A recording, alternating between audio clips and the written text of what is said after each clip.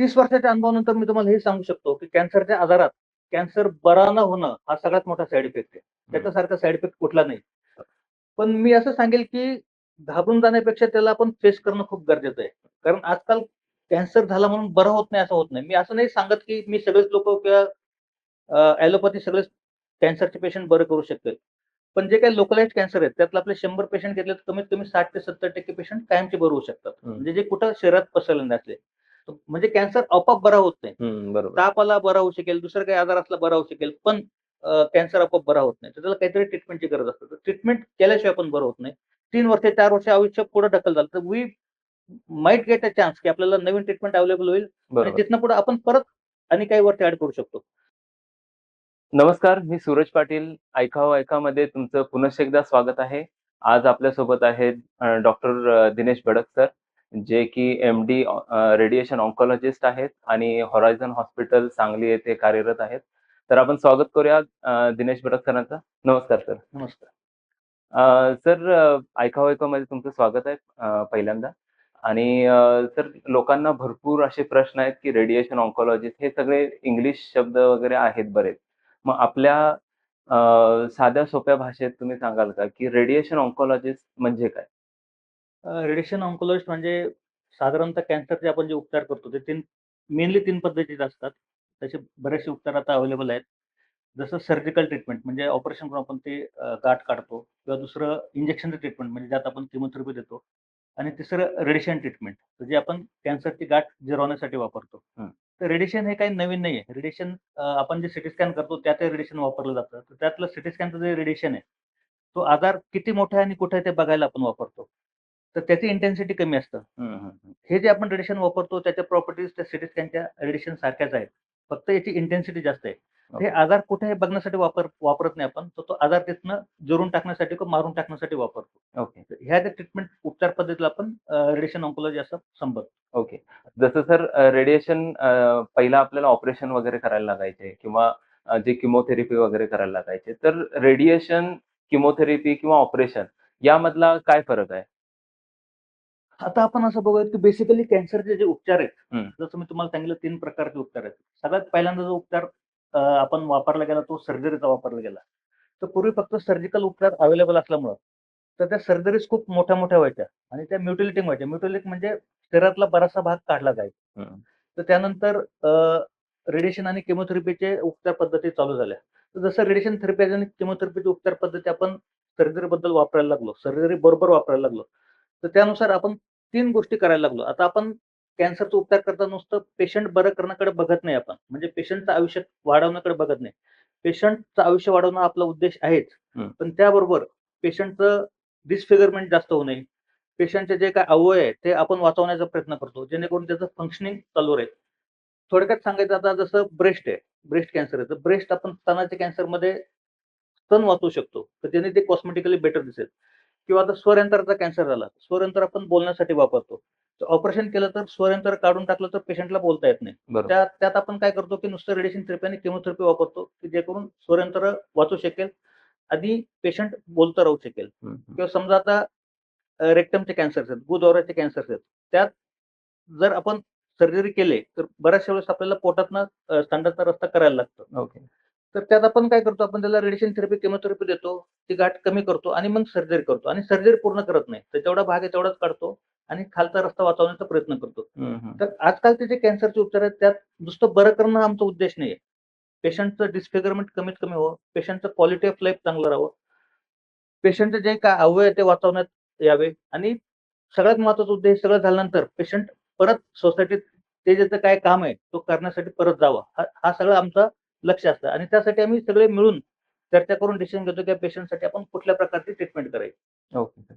आणि सर, तुम्ही जसं म्हटला, की ब्रेस्ट कॅन्सर किंवा गुदद्वाराचा कॅन्सर असे वेगवेगळे कॅन्सर ह्यामध्ये ट्रीट केले जातात. तर रेडिएशनद्वारे आपण सगळेच कॅन्सर ट्रीट करू शकतो का काही कॅन्सर आहेत जे करू शकत नाही? साधारणतः रेडिएशनचं जे ट्रीटमेंट उपचार पद्धती वापरली जाते, तर जे काही कॅन्सरचे पेशंट्स आहेत, त्यातल्या साधारणतः 100 पेशंट असले, त्यातल्या 70 पेशंटला त्या कॅन्सरच्या लाईफ स्पॅनमध्ये कधी ना कधीतरी त्यांना रेडिएशनचं ट्रीटमेंट लागतं. हं. पण काही असे कॅन्सर्स आहेत, ज्यात आपण रेडिएशन वापरत नाही. जसं आता बोनचा ऑस्टिओसार्कोमा आहे ओके. किंवा ल्युकेमिया आहेत. तर असल्या याच्यात आपण रेडिएशन वापरत नाही. पण जे काही कॅन्सरचे पेशंट्स आहेत त्यातल्या 100 70 पेशंटला कमीत कमी त्याच्या कॅन्सरच्या लाईफस्टाईलमध्ये कधीतरी रेडिएशन लागतं. हं, हं. हा झाला एक भाग. दुसरा समजा आता आपण ल्युकेमियात कॅन्सर रेडिएशन वापरत नाही असं ज्यावेळेस म्हणतो. पण काही ठिकाणी ते वापरलंही जातं. पण साधारण तुम्ही असं पकडा की 100 पेशंट कॅन्सरचे असले तर त्यातल्या 20 ते 30 पेशंटला रेडिएशन लागत नाही, 70 पेशंटला लागतं. आता काही खूप छोटासा आजार असला, तो फक्त सर्जरीनेच बरा होऊन जातो किंवा काही खूप छोटासा लिम्फोमा वगैरे असला, तर तो केमोथेरपीने बरा होऊन जातो. तर हं. त्यात आपण वापरत नाही. पण साधारणतः 100तले 70 पेशंटमध्ये रेडिएशन कधीतरी लागतं पेशंटला. Okay sir. आणि सर रेडिएशनचे काही दुष्परिणाम वगैरे असे आहेत का? ते टाळता येतात वगैरे त्यासाठी आपण काय करू शकतो? यासाठी मला एक गोष्ट आवर्जून सांगावीशी वाटते, की पेशंटसाठी आता मी साधारणतः 30 वर्षापासून प्रॅक्टिस करतो रेडिएशन ऑन्कॉलॉजीचं किंवा कॅन्सरच्या ट्रीटमेंटसाठी 30 वर्षापासून प्रॅक्टिस करतो आणि माझ्याकडे लक्षात येतंय, की आपण साइड इफेक्ट बद्दल खूप विचार करतो. हं. साइड इफेक्ट बद्दल खूप विचार करतो आणि बरोबर आहे म्हणजे साइड इफेक्ट्स होणं गरजेचं आहे. पण 30 वर्षाच्या अनुभवानंतर मी तुम्हाला हे सांगू शकतो, की कॅन्सरच्या आजारात कॅन्सर बरा न होणं हा सगळ्यात मोठा साइड इफेक्ट आहे. त्याच्यासारखा साइड इफेक्ट कुठला नाही. कॅन्सर जर बरा नाही झाला तर त्या पेशंटला कॅन्सरमुळेच त्रास होतात. म्हणजे त्याला दुखणं होणं किंवा त्याला ब्लिडिंग होणं किंवा त्याला दम लागणं. तर कॅन्सर बरा न होणं हा सगळ्यात मोठा साइड इफेक्ट आहे आणि कॅन्सर बरा नाही झाला तर दुर्दैवाने तो आपल्याला शेवटपर्यंत म्हणजे अंताकडे घेऊन जातो तो. ट्रीटमेंट जरूर आहेत, पण ते सहन होण्यासारखे असतात आणि आजकालच्या नवीन ज्या मॉडॅलिटीज आहेत, त्यात ट्रीटमेंट खूप कमी साइड इफेक्ट्स खूप कमी होतात. म्हणजे साइड इफेक्ट्स रेडिएशनचे खूप कमी होतात. सगळ्यात महत्त्वाचं हेड एंड नेकचे जे कॅन्सर्स आहेत, त्यात हं. सगळ्यात जास्त साइड इफेक्ट्स होतात. त्याचं कारण हे आहे, की तिथं पेशंटची चव बदलणे किंवा गिळताना त्रास होणे किंवा आवाज बसणे, हा जो त्रास आहे तो हेड एंड नेकच्या कॅन्सर्समध्ये थोडासा जास्त होतो रेडिएशनमुळे. पण बाकीच्या जे साइट्स आहेत, ऑर्गन्स आहेत बॉडीचे म्हणजे इस्वेग झालं, रेक्टम झालं, सर्व्हिक्स झालं, ब्रेस्ट झालं, तर त्यात खूप कमी त्रास होतात. हं, हं. जरी मी म्हटलो हेड एंड नेकच्या कॅन्सरमध्ये जास्त त्रास होतात, त्यात एक गोष्ट खूप इम्पोर्टंट आहे, की हे त्रास नुसतं रेडिएशनमुळे होत नाहीत. पेशंटच्या खाण्यात बदल झाल्यामुळं पेशंट कमी खातो. कारण चव बदललेली असते आणि गिळताना दुखतं. तर कमी खाण्यामुळे जास्त त्रास होतो. जर पेशंटने त्याचा इंटेक व्यवस्थित ठेवला, तर त्यातही त्रास होत नाही. फक्त हेड एंड नेकच्या कॅन्सरमध्ये थोडासा जास्त त्रास होतो. त्यातले 100तल्या 2-3 पेशंटला थोडासा जास्त त्रास होतो. पण जे नवीन उपचार पद्धती आहेत किंवा जे काही सायन्समध्ये चेंज झालं, त्यामुळं मी असं म्हणेल, की 100तल्या 95 पेशंटला without much problem radiation treatment पूर्ण होते आणि एकदा ट्रीटमेंट संपली, हे बरेचसे साइड इफेक्ट टेम्पररी असतात. ते परत रिव्हर्स बॅक होऊन ते नॉर्मल होतात. हं. जे काही साइड इफेक्ट झाले असतात ते परत पहिल्यासारखं होतं. हं, हं, हं. मग सर आता रेडिएशनला जर समजा पहिल्यांदा कोणतरी माणूस आलाय किंवा पहिल्यांदा पेशंट आलाय, तर त्याची काय प्रोसेस असते आपल्याकडे? पेशंट रेडिएशनसाठी येतो असं नाही. पेशंट बेसिकली त्याला काहीतरी त्रास झाला म्हणून येतो हां, आपल्याकडे. तर बेसिकली जर वॉक इन पेशंट आमच्या डिपार्टमेंटमध्ये आला, तर त्याला आपण तपासतो, की कुठल्या प्रकारचा कॅन्सर आहे, काय नाही. मग एकदा तपासलं समजा त्याची बायोप्सी घेणं गरजेचं असलं, तर आपण बायोप्सी घेतो किंवा मग सर्जनकडनं बायोप्सी त्याची करून घेतो. तो आजार कुठं पसरला आहे का नाही, म्हणजे तो आजार लोकलाईझ आहे का नाही. समजा आता जिभेचा कॅन्सर, तो फक्त जिभेत आहे की आणि कुठं शरीरात आहे, ते आपण हं. बघतो. जर तो कुठे गेलेला असला, तर त्यासाठी वेगळं ट्रीटमेंट लागतं. पण जर लोकलाईझ असला, तर मग आपण 3 ज्या स्पेशालिटी आहेत मेन, किमोथेरपी, सर्जरी आणि रेडिएशन. आम्ही सगळे मिळून चर्चा करतो, की पेशंटला सगळ्यात बेस्ट पॉसिबल ट्रीटमेंट काय राहील हं, हं. आणि त्यानुसार मग ती चर्चा करून मग आपण ती ट्रीटमेंट ठरवली जाते. आता ट्रीटमेंट ठरवली जाते म्हणजे आता तुम्हाला साधं उदाहरण सांगतो. आता जिभेच्या पुढच्या भागाचा जर कॅन्सर असला, ज्याला आपण अँटेरियर टंग म्हणतो, हं, पुढच्या भागाचा, हं, हं. तर त्याला सर्जरी पहिली ट्रीटमेंट आहे आणि त्यानंतर जो काही रिपोर्ट होतो त्यानुसार रेडिएशन करायचं आणि ते आपण ठरवतो. जिभेच्या मागच्या बाजूचा कॅन्सर असला, तर त्याला आपण सर्जरी करत नाही. त्याला हं. आपण रेडिएशन थेरपी आणि केमोथेरपी करतो. आता यात फरक काय आहे? जिभेच्या मागच्या बाजूचा कॅन्सर असला तर जिभेच्या मागच्या बाजूचा कॅन्सरमुळे सर्जरी केलं तर त्याला खाण्यासाठी, बोलण्यासाठी फरक पडतो. हं, त्रास होऊ शकतो. हां. तर पुढच्या भागात होत नाही. तर ह्या ह्या गोष्टी बघून आपण निर्णय घेतो. ओके. साधी गोष्ट जीभ एकच आहे, पण पुढच्या भागात असलं तर आपण त्याला सर्जरी करतो. मागच्या बाजूला असलं तर आपण त्याला रेडिएशन थेरपी आणि केमोथेरपी करतो. हं, हं, हं. तर ह्या गोष्टीमुळं आपण डिसाईड करतो, की आपण त्याला कुठल्या प्रकारे ट्रीटमेंट करायची की नाही करायची. मग सर रेडिएशन ते जर केलं असेल, तर काय खाण्यापिण्यात पथ्य वगैरे असतंय का नॉर्मल खाऊ शकतो? बेसिकली जसं मी तुम्हाला सांगितलं, की ज्या तोंडाचे कॅन्सरचे आजार आहेत, त्यात थोडासा जास्त त्रास होतो. तर खाण्यासाठी तिखट सोडून बाकीचं सगळं आपण खाल्लं तर चालतं. म्हणजे पूर्वी आम्ही सांगायचो, की हे खाऊ नका, ते खाऊ नका, तसं नाही. फक्त तिखट नाही सहन होत बऱ्याचशा पेशंटला, पण ते चवीपुरतं खायला सांगतो आपण त्यांना. बाकीचं व्हेज, नॉन-व्हेज किंवा जे काही खाणं आहे ते हं, सगळं हं. चालतं. त्याला डायबिटीज वगैरे असलं तर डायबिटीजचे जे काही पथ्य पाळायला लागतात तेवढे पाळायला सांगतो.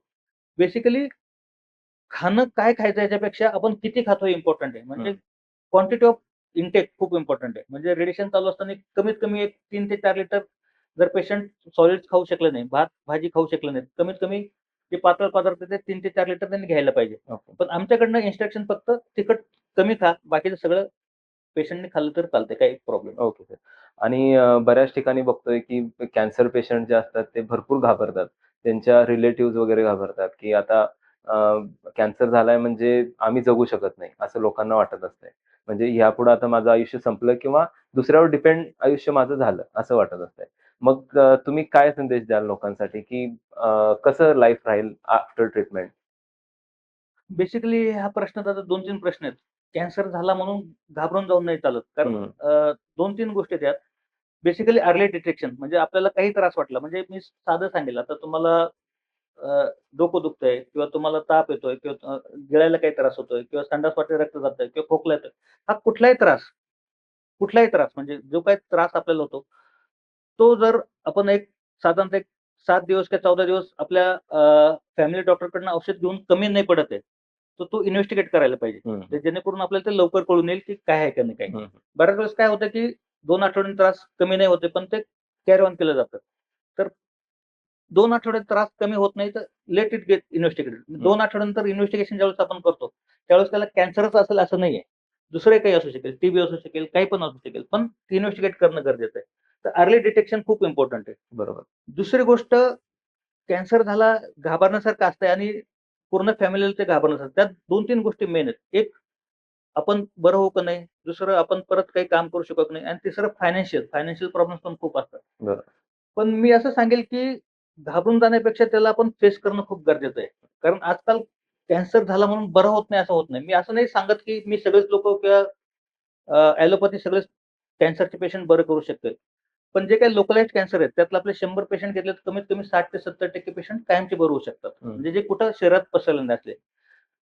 तर त्यासाठी ट्रीटमेंट करणं गरजेचं आहे. आपण घाबरलो आणि आपण ट्रीटमेंटच घेतली नाही, आपण ट्रीटमेंट केली नाही, तर मग 100तला एकही पेशंट बरा होणार नाही. ओके. म्हणजे कॅन्सर आपोआप बरा होत नाही. हं, बरोबर. ताप आला बरा होऊ शकेल, दुसरा काही आजार असला बरा होऊ शकेल, पण कॅन्सर आपोआप बरा होत नाही. तर त्याला काहीतरी ट्रीटमेंटची गरज असते. तर ट्रीटमेंट केल्याशिवाय पण बरं होत नाही. तिसरी गोष्ट जसं मी आपल्याला सांगितलं, की आम्ही सुद्धा बघतो, की त्या पेशंटला कमीत कमी त्रास व्हावा, त्याची मॉर्बिडिटी कमी व्हावा, तो समाजात परत कामाला जावं. तर ह्या गोष्टी आम्ही पण बघत असतो.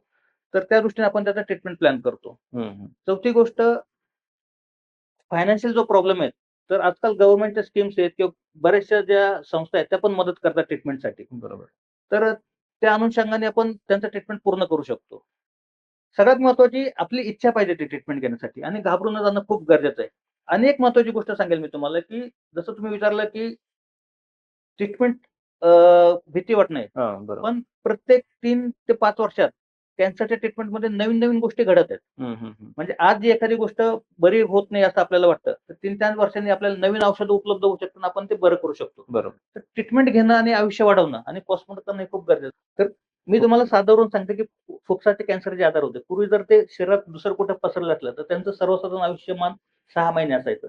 आज तेच कॅन्सरचे पेशंट जे आजार शरीरात दुसरं कुठे पसरलेलं असलं, तरी बरेचसे पेशंट 3 वर्ष, 4 वर्ष, 5 वर्ष, 7 वर्ष, 8 वर्ष जगतात. हं, त्याचं हं. कारण आहे, की त्याला मल्टिपल ट्रीटमेंट अवेलेबल आहेत आज. हं, हं. म्हणजे मी जे 20 वर्षापूर्वी फुफ्साचे कॅन्सरचे आजार जे शरीरात दुसरं कुठं पसरलेलं त्यांचं आयुष्यमान 6 महिने सांगत असलं, तर आज एवढे ट्रीटमेंट अवेलेबल आहे, की जरी तो आजार मेटास्टॅटिक असला, शरीरात दुसरा कुठं पसरला असला, तरी बऱ्याचशा पेशंटचं आयुष्य 3 वर्ष, 5 वर्ष, 7 वर्ष, 8 वर्ष अवेलेबल म्हणजे ते व्यवस्थित राहू शकतात. व्यवस्थित राहू. त्याला मल्टिपल ट्रीटमेंट करायला लागतात. हं, हं. तर हा एक भाग आहे. याला आम्ही काय म्हणतो, की जर आपण बरा करू शकत नाही, make it a chronic disease. हं, हं. म्हणजे जसं डायबिटीज आहे, बीपी आहे, तर त्याला तो आजार पुढे-पुढे ढकलत जायचा आणि त्याचं आयुष्यमान वाढवत जायचं. बरोबर. तर परत मी 3 गोष्टी सांगेल कॅन्सरबद्दल. एक ट्रीटमेंट घेणं खूप गरजेचं आहे. हो. ट्रीटमेंट घेतल्याशिवाय कोणी बरं होत नाही. दुसरं तुम्हाला जसं साइड इफेक्टचं भीती असते, तसं आपले डॉक्टर ट्रीटमेंट प्लॅन करताना असे प्लॅन करतात, की तुम्हाला कमीत कमी साइड इफेक्ट्स हो आणि तुमचं डिसफिगरमेंट किंवा तुमचं जे काही हवं आहे ते वाचवण्याचा मी प्रयत्न करत असतो.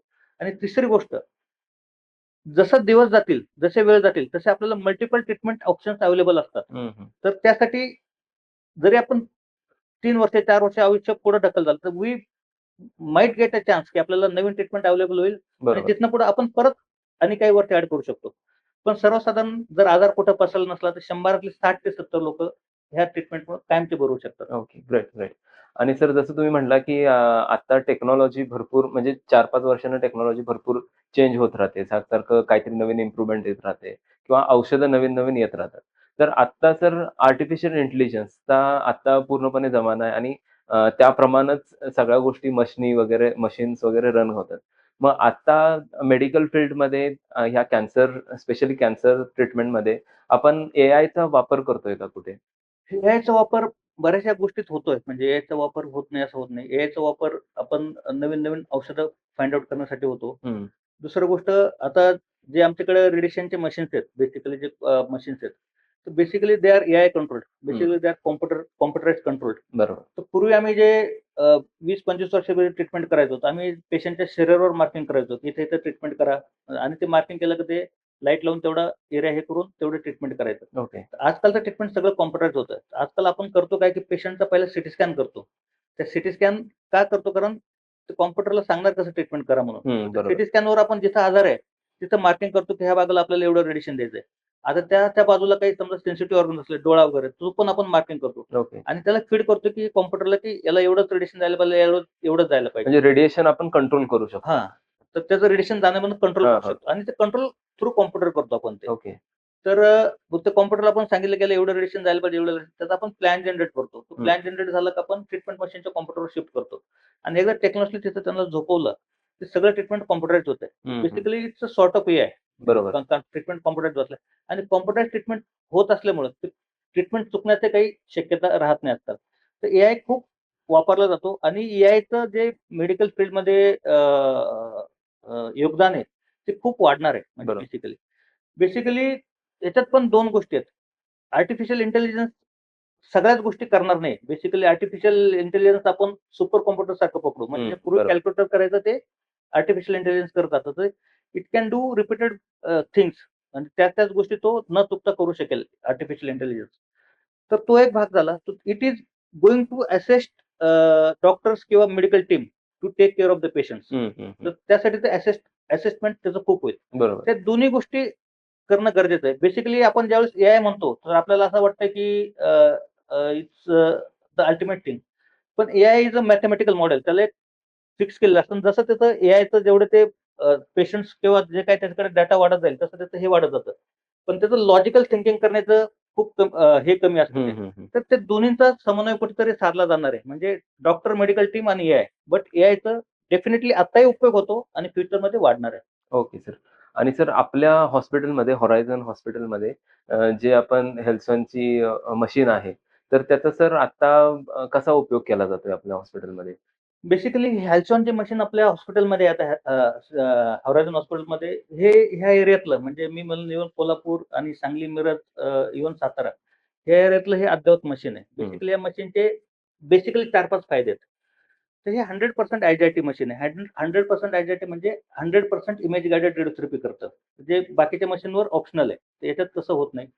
दुसरं हे मशीन डिझाइन केलं ते बेसिकली पेशंटच्या सेफ्टीसाठी डिझाइन केलंय. हं, हं. ह्या मशीनमध्ये पेशंटचं ट्रीटमेंट चुकण्याची शक्यता बिलकुल नाही. कारण याच्यात ह्युमन इंटरफरन्स खूप कमी केलेला आहे. तिसरी गोष्ट ह्या मशीनमध्ये ट्रीटमेंट स्पीडमध्ये होते. हं. म्हणजे त्याला आपण 1 रोटेशन पर मिनिट म्हणजे पेशंट भोवती बाकीची मशीन एका मिनिटामध्ये एकदाच फिरतात. ओके. हे हे 4 वेळेस फिरतं आणि हं. 4 वेळेस फिरत असताना ते ट्रीटमेंट करत जातं. तर ट्रीटमेंट फास्ट होते.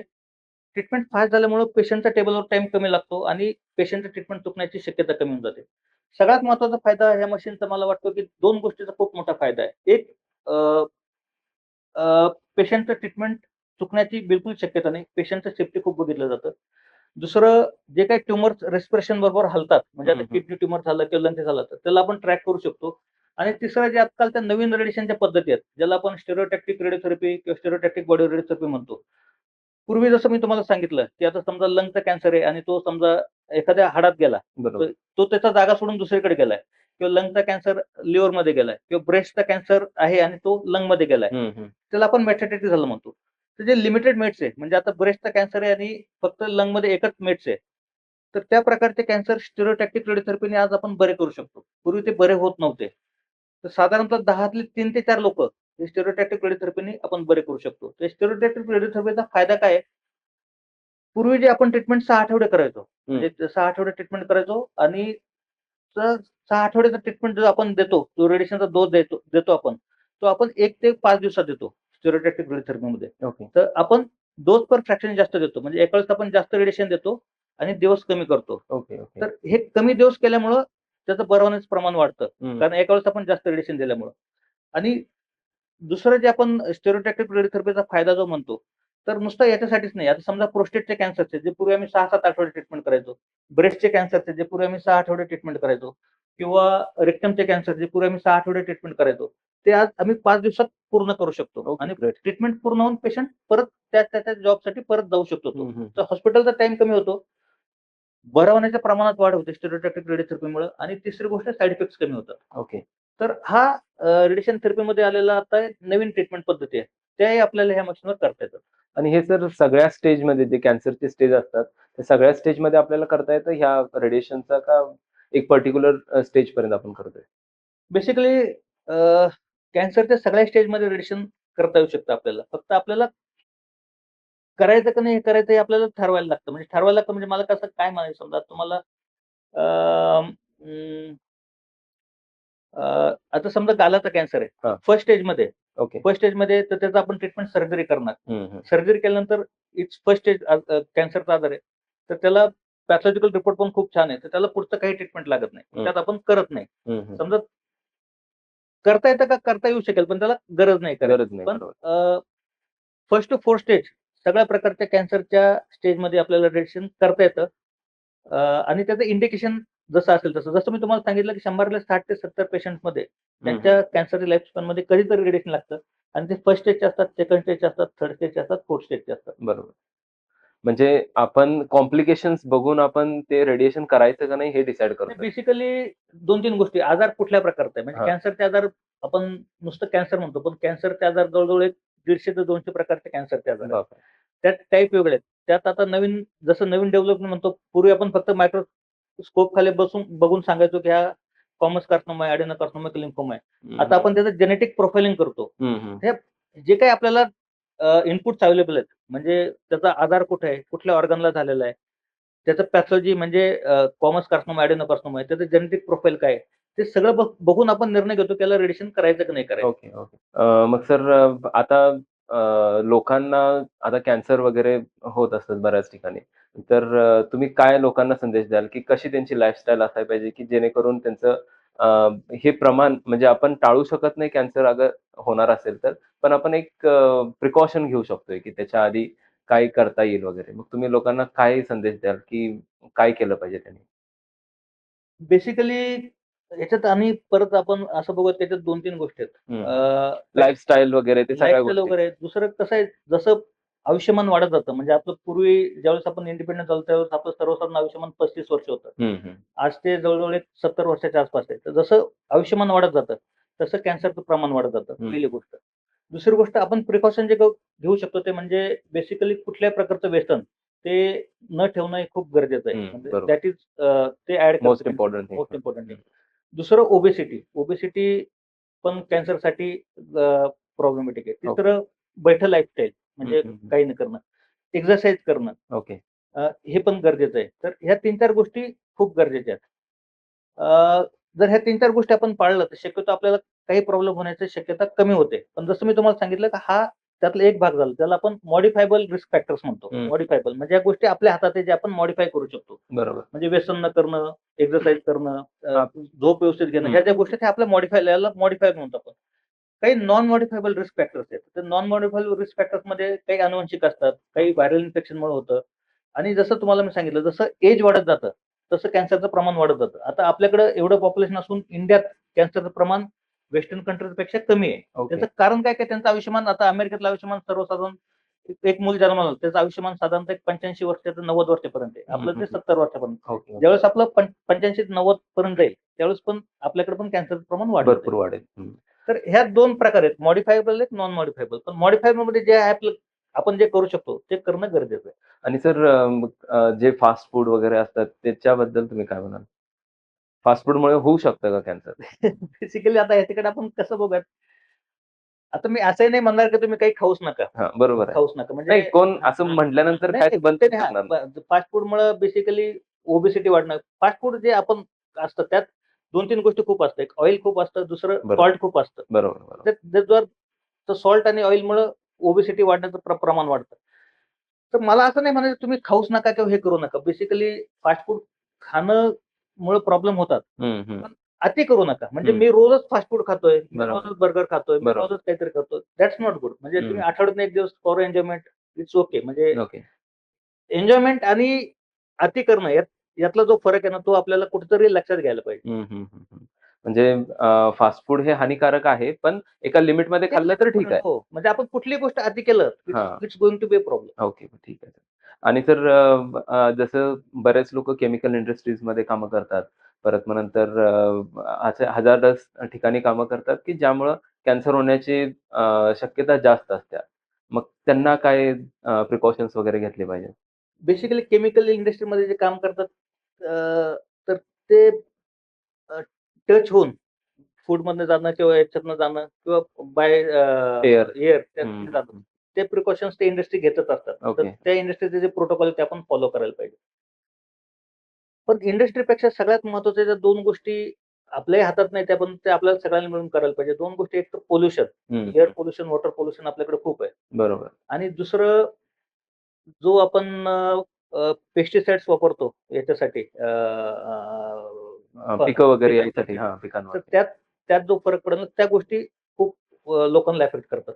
केमिकल इंडस्ट्रीत जे लोक काम करतात आणि ज्याच्यामुळे हे होतं, त्यांच्याकडे एक प्रोटोकॉल सेट झालेले असतात आणि तर त्यात काही प्रकारचे कॅन्सर होण्याची शक्यता खूप जास्त असते. हं, हं, हं. पण जरी जास्त मी म्हटलं ना, तर basically again it comes to basic things म्हणजे तुमचं ॲडिक्शन म्हणजे तुमचं व्यसन काय आहे का नाही आणि तुमची लाईफस्टाईल आणि तुमचं न्यूट्रिशन ह्या खूप इम्पोर्टंट गोष्टी आहेत. बरोबर. म्हणजे तर बरोबर, बरोबर सर. तर सर आता तुम्ही 30 वर्ष झाले, जवळपास 30 वर्ष झाले तुम्ही या कॅन्सर फील्डमध्ये तुम्ही काम करताय. तर सर तुमच्या मते किंवा तुम्हाला असं एखादी घटना आठवते का, जी तुम्हाला वाटते की ही समाधानकारक होती? अशी कुठली घटना तुम्हाला आठवते का? बेसिकली कॅन्सरचं ट्रीटमेंट आपण ज्यावेळेस करताना किंवा उपचार करताना किंवा ह्या फील्डमध्ये राहताना बरचसं वर-खाली होतं. म्हणजे पेशंट्स जसं मी बोललो, की माझ्या स्किल्सवरच मी सगळे पेशंट बरे करू शकत नाही. कारण बरोबर आहे. कॅन्सरचा प्रकार कसा आहे, तर त्याची बायोलॉजी कशी आहे, त्याच्यावर पण बरं होण्याचं प्रमाण ठरतं. तर कॅन्सर तुम्हाला बेसिकली मी म्हणतो, की सोबर करतो तुम्हाला. तुमच्याकडे एक सोबर करतो म्हणजे तुम्हाला हे जाणून देतो, की you are not the only thing म्हणजे ते हं, हं, हं. जाणवतं. बरोबर. दुसरं ह्या याच्यात ट्रीटमेंट करताना हे फील्ड आवडतं पण खूप कारण याच्यात बरेचसे चॅलेंजेस थ्रो होतात. वाईटही बऱ्याच वेळेस वाटतं आणि बऱ्याच वेळेस वाटतं, वाईट वाटतं आणि स्ट्रेसफुल होतं. काही-काही गोष्टी आपण विसरू शकत नाही. म्हणजे हं. आपण एखाद्या पेशंटला नाही वाचवू शकलो आणि तो त्याच्या फॅमिलीचा ब्रेड अर्नर असला, बरोबर. तर ते डोक्यात राहतं, की बाबा आपण याला नाही वाचवू शकलो किंवा काय असतं आता मल्टिपल गोष्टी ज्यावेळेस होत असतात. काही-काही गोष्टी तुमच्याकडनं डायग्नोज करायचं मिस झालं, मागे-पुढे झालं, तर ते आपल्या डोक्यात राहतं आणि बेसिकली स्ट्रेसफुल लहान मुलं असतात, त्यांना नाही बरं करू शकलो, ब्रेड अर्नरला नाही बरं करू शकलो. गोष्टी स्ट्रेसफुल राहतात, डोक्यात राहतात. पण ओव्हरऑल तरी एन्जॉय कराल असं म्हणतो आणि तुम्हाला सांगायचं म्हणजे आता 30 वर्षाच्या प्रत्येकाला तुम्हाला मी 2 गोष्टी सांगेल एक. पूर्वी जसं तुम्हाला मी सांगितलं, की कॅन्सरचं ट्रीटमेंट अवयव वाचवण्यासाठी हं, गरजेचं आहे. बरोबर.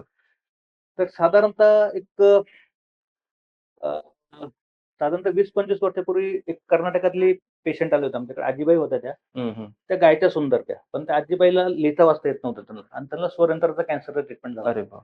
तर त्या स्वरयंत्राच्या कॅन्सरच्या ट्रीटमेंटसाठी तर त्यांचं दुसरं पेशंट माझ्याकडे ट्रीटमेंटला आलं होतं. त्यावेळेस मी बिजापूरला आमच्या सेमिनारमध्ये लेक्चर द्यायला गेलो.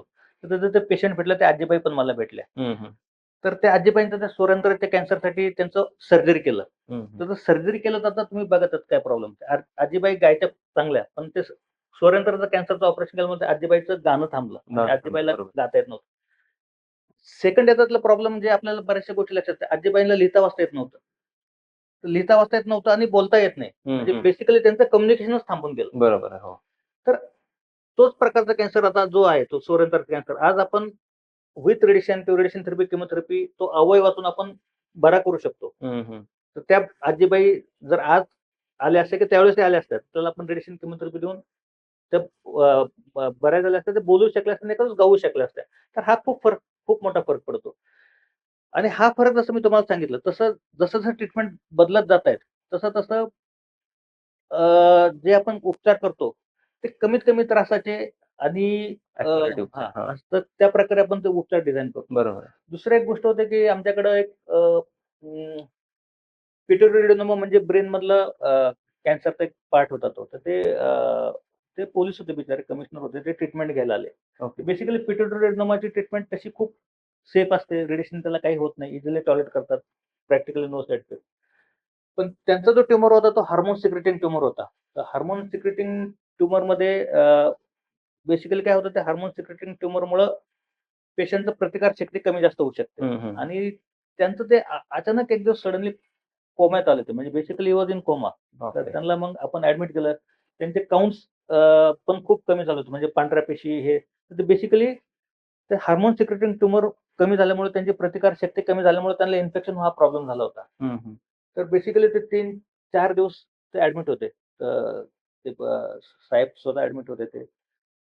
आणि प्रॉपर ट्रीटमेंट त्याला म्हणजे रेडिएशन ट्रीटमेंट होतं, पण वेळेवर ट्रीटमेंट झाल्यामुळे ते त्यातनं बाहेर आले. तर असल्या काही गोष्टीमुळे चांगलंही वाटतं. बरोबर. खरंच स्ट्रेसफुल खूप होतं. म्हणजे स्ट्रेसफुल होण्याचं कारण आहे, की एखादा माणूस त्याचा फॅमिलीसाठी तो गरजेचा, पण तो नाही आपण वाचवू शकलो, तर तो स्ट्रेस बऱ्याच दिवस भरपूर जात नाही. भरपूर पण असे चांगले वाईट अनुभव येत असतात. पण जसं मी त्या आजीबाईंची तुम्हाला गोष्ट सांगितली, तर तसेच आजकाल त्या प्रकारची म्युटिलिटी ट्रीटमेंट बऱ्याचशा कमी झाल्या आहेत त्यामध्ये. आपण त्याचं एक ट्रीटमेंटचं प्रोटोकॉलच असं डिझाइन करतो, की त्या पेशंटला कमीत कमी त्रास व्हावा, त्याचं म्युटिलेशन कमी व्हावं, त्याचे अवयव वाचवलं जावं, त्याचं फंक्शनिंग मेंटेन राहावं आणि सगळ्यात महत्त्वाचं हे असतं, की तो सोसायटीत परत कामाला जावं. हे सगळं आपण त्याकडे बघत असतो. बरोबर. मग सर असं स्ट्रेसफुल पूर्ण वातावरण असतंय. परत मग नंतर तुमच्या पण म्हणजे आता ऑब्व्हियसली की अशा घटना बघून आपण पण माणूस आहे. तुम्ही पण डॉक्टर हा पण माणूसच आहे. त्यामुळं डोक्याला स्ट्रेस भरपूर वाढू शकतोय. मग तुम्ही काय असं जीवनामध्ये जीवनशैली करता किंवा काय असं प्रॅक्टिस करता, की जे स्ट्रेस तुमचं मेंटेन राहतं आणि तुमची लाईफस्टाईल एकदम मेंटेन राहते, व्यवस्थित राहते? नाही, बेसिकली याच्यात पण परत 3-4 गोष्टी आहेत. स्ट्रेसफुल असतं, ते डोक्यात असतं. पण त्या अनुषंगाने तुम्ही जसं मी लोकांना सांगतो, की तुम्ही तुमचं जेवण तसं जगा. तर बेसिकली मला असं वाटतं, की 2 गोष्टी खूप इम्पोर्टंट आहेत. प्रॉपर झोप खूप इम्पोर्टंट आहे आणि दुसरं काहीतरी आपल्याला हे असतं, म्हणजे आता जसं हॉबीज वगैरे. हॉबीज हां, खूप इम्पोर्टंट आहे. बरोबर. तर हॉबीज त्यातलं पण बेसिकली मी सांगेल, की ते फिजिकल आपण जे खेळतो वगैरे काय आणि जे काही खेळ आहेत, ते खेळ खेळल्यामुळे हे ते ह्या ज्या गोष्टीमुळे तर त्यात तुम्ही करत राहा. म्हणजे त्यातनं तुमचं लक्ष डायव्हर्ट होतं, तुमचा स्ट्रेस कमी होतो आणि then you are fit for that day ते काम करण्यासाठी. बरोबर. दुसऱ्या दिवशी परत you go follow the same routine. तर या प्रकारे आपण करतो आणि शेवटी कुठेतरी ते ॲक्सेप्ट करायला लागतं. जसं मी तुम्हाला सांगितलं, की आपल्याला जसं आपलं सक्सेस ॲक्सेप्ट करायला लागतं, तसं आपण नाही करू शकत. बऱ्याचशा गोष्टी इन स्पाईट डूइंग एव्हरीथिंग ते आपल्याला ॲक्सेप्ट करायला लागतं and you have to go on. आणि देअर इज ऑल्वेज होप. जसं मी तुम्हाला सांगितलं, प्रत्येक 3 ते 5 वर्षात नवीन-नवीन गोष्टी येत असतात. तर त्या नवीन-नवीन गोष्टी आल्यामुळं बरं होण्याचं प्रमाण आपण नवीन गोष्टी आज मी एखादा पेशंट नाही बरं करू शकतो. त्याच प्रकारचा पेशंट 4 वर्षांनी मी बरा करू शकतो. तर यातलं जे फिलिंग आहे ते it keeps you going basically. बरोबर आहे सर. आणि तर आता आपण शेवटाकडे आपण वळतोय. तर तुम्ही शेवटी लोकांना काय संदेश द्याल, की ट्रीटमेंट बरेच लोकं घाबरतात आणि ट्रीटमेंट घ्यायचे टाळतात. म्हणजे म्हणतात, की बघूया आपण नेक्स्ट कारण की पैशाच्या अडचणीमुळं किंवा बऱ्याच गोष्टींमुळं. तर त्यांना काय संदेश द्याल सर तुम्ही? बेसिकली काही गोष्टी ज्या जाणवल्यात म्हणजे पेशंट आपण ज्यावेळेस कॅन्सर निदान करतो त्यात बायोप्सी एक नावाचा प्रकार असतो. बायोप्सी म्हणजे आपण त्यातलं जी काही गाठ आहे त्यातलं छोटंसं पीस काढून आपण मायक्रोस्कोप खाली तपासतो, की तो कुठल्या प्रकारचा कॅन्सर. ती तपासणी करून करून घेणं खूप गरजेचं आहे. बऱ्याचशा लोकांना असं वाटतं, की तपासणी केली की आजार फैलावतो. पण तसं होत नाही. तो कुठल्या प्रकारचा आहे, काय प्रकारचा आहे, त्याच्यावर आपल्याला जेनेटिक टेस्टिंग करून त्याचं प्रॉपर आपण ट्रीटमेंट डेव्हलप करू शकतो. दुसरी गोष्ट ट्रीटमेंट न घेणं माझ्या मते जसं मी तुम्हाला सांगितलं, की कॅन्सरच्या आजारात कॅन्सर बरा न होणं सगळ्यात मोठा साइड इफेक्ट आहे. आणि ट्रीटमेंट नाही घेतलं तर कॅन्सर बरा होऊ शकत नाही प्रॅक्टिकली. दुसरं जितकं आपण त्याला ट्रीटमेंटला पुढे ढकलतो, तेवढं त्या कॅन्सरची वाढ होऊन त्याचं बरं होण्याचं प्रमाण कमी होतं. बरोबर. तर ट्रीटमेंट पुढे ढकलण्याचाही काही अर्थ नाही बेसिकली. तर बेसिकली ज्यावेळेस कॅन्सरचं निदान झालं असतं तर फॅमिलीसाठी आणि त्या पेशंटसाठी आहे ते म्हणजे स्ट्रेसफुल आहे. तर मी एक सांगेल की गो टू प्रॉपर पर्सन. जे कोण त्याचे स्पेशलिस्ट त्या डॉक्टरांकडे जा तुम्ही. तर सुरुवातीला ज्यावेळेस जातात त्यावेळेस तुम्हाला कोणी काही करत नाही. बरोबर आहे. बेसिकली तुम्हाला समजून सांगतात की तुमच्याकडे काय आहे, काय नाही, काय करायला पाहिजे, काय नाही. त्याने समजून सांगितलं गो स्टेप बाय स्टेप. ते समजून सांगितलं त्याचं आकलन करून घ्या. 1-2 दिवसात निर्णय घ्या. आणि मग परत त्यांनी काय सांगितलं त्या टेस्ट करून घ्या. त्या टेस्ट केल्यानंतर आपल्याला हे लक्षात येतं की तो बरा होणार आहे, नाही होणार आहे, त्याला खर्च किती येणार आहे आणि त्या अनुषंगाने मग त्याचं पुढचं ट्रीटमेंट प्लॅन करू शकता. आणि जसं तुम्ही खर्चाचा म्हणला, तर खर्चासाठी मला आजच्या घडीला नाही वाटत की खर्चासाठी कोणाला एवढा प्रॉब्लेम येऊ शकेल. कारण बऱ्याचशा ट्रीटमेंट्स हं, आपल्या हं. ज्या गव्हर्नमेंट स्कीम्स आहेत, त्याच्यात बऱ्याचशा ट्रीटमेंट्स अवेलेबल आहेत. सगळ्यांना सर ते कव्हर आहे का फक्त जे अल्पसंख्याक किंवा नाही, नाही. ज्यांची इन्कम कमी आहे त्यांना नाही, ते नाही. चालेल? सगळ्यांना ते कव्हर्ड आहे. ओके. सगळ्यांना कव्हर आहे.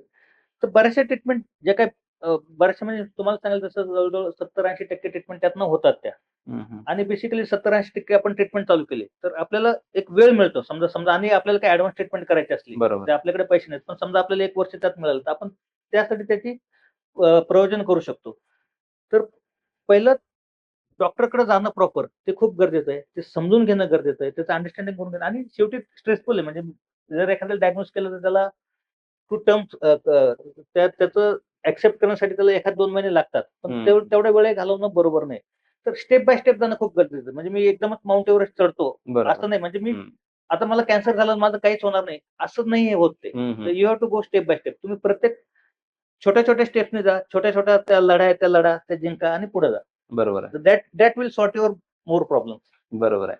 आणखीन एक तर शेवटचा प्रश्न म्हणजे मला असंच आता डोक्यात आलं, की जर तुम्ही आता जर डॉक्टर झाला नसता, तर कोणती फील्ड दुसरी चूज केला असता?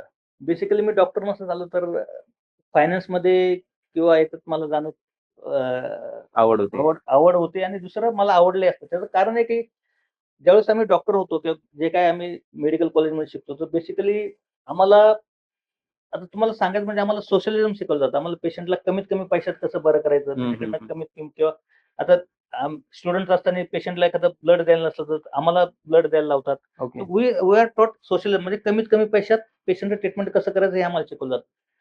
पण मला असं वाटतं की तेवढंच गरजेचं नाहीये.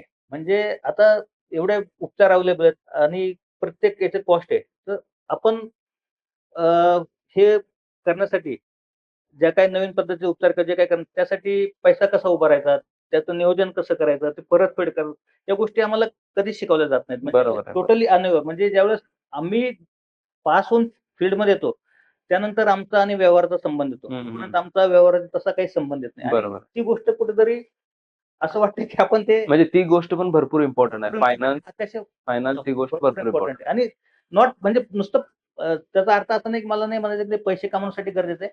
तुम्हाला जे काही करायचं आहे, ते करण्यासाठी पैसा कसा उभा करायचा, हां, हे हां. कधीच शिकवलं जात नाही. बरोबर आहे, बरोबर. किंवा जसं तुम्ही म्हणला की पेशंटला पैशामुळे ते ट्रीटमेंट घेऊ शकत नाही. तर ते पेशंट पैशामुळे ट्रीटमेंट घेऊ शकत नाही, त्याला किती पैशाची गरज आहे, ते पैसे कसे उभे करायचे, हं, हं. हे आम्हाला नाही शिकवलं जात बऱ्याच बरोबर. वेळेस. हं. तर त्या गोष्टीचं काहीतरी एक छोटंसं ज्ञान असणं गरजेचं असं मला वाटतं आणि मला असं वाटतं की प्रत्येक डॉक्टरला ते असावं आणि मेडिकल कॉलेजमध्ये शिकवलं जावं ते म्हणजे बरोबर आहे. बेसिकली इम्पोर्टंट गोष्ट आहे ते असं मला हो, वाटतं. हो. ठीक आहे सर. आणि सर बरीच माहिती मिळाली तुम्हाला भेटून आणि बरीच माहिती आपल्या श्रोत्यांना देखील मिळाल्या. तर सर धन्यवाद तुमचं आल्याबद्दल आणि खरंच खूप छान वाटलं तुमच्याबरोबर बोलून, भेटून आणि लोकांना पण कळालं असेल, की किती गरजेचं आहे आपलं ट्रीटमेंट घेणं कॅन्सरवरचं आणि फायनान्स देखील किती गरजेचं आहे हे पण कळालं असेल. तर सर धन्यवाद आल्याबद्दल.